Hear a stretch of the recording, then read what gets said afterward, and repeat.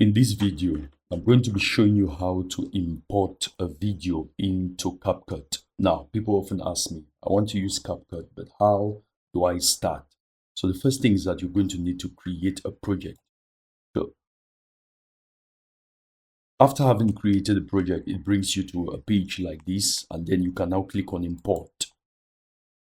And I'm going to go to my downloads folder, and I want to bring in this particular video.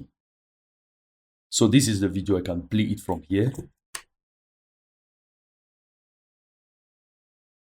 So that is that. Now I need to bring it to my timeline. I'll just turn on my volume here so you can hear what's being said there. And then I'll click and drag it to my timeline.